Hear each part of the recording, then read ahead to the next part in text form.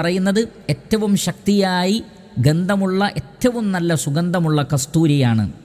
വഹസ്ബാഉഹൽ ലുഅ്ലുഉ വൽ യാഖൂത്ത്, അതിലെ ചരൽക്കല്ലുകൾ, സാധാരണ ഹസ്ബ എന്ന് പറഞ്ഞാൽ പുഴയിലും അതേപോലെ തന്നെ മണലുകളിലുമെല്ലാം കാണപ്പെടുന്ന ചെറിയ ചെറിയ കല്ലുകൾക്കാണത് പറയുന്നത്. അങ്ങനെയുള്ളത് എന്തുകൊണ്ടുള്ളതാണത്? അൽ ലുഅ്ലുഉ വൽ യാഖൂത്ത്, മുത്തും പവിഴങ്ങളുമായിരിക്കും എന്നാണ്. അഥവാ മുഴുവൻ സ്വർഗലോകത്തിലെ ചരൽക്കല്ലുകൾ എന്ന് പറയുന്നത് മുത്തുകളും പവിഴങ്ങളുമാണ്.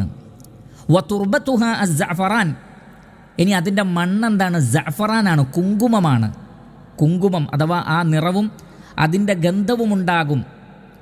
അങ്ങനെയുള്ള കുങ്കുമമാണ് അവിടെയുള്ള മണ്ണ്. അപ്പോൾ ഇതാണ് സ്വർഗത്തിൻ്റെ നിർമ്മിതിയുമായി ബന്ധപ്പെട്ട് ഒരു ഏകദേശ രൂപം.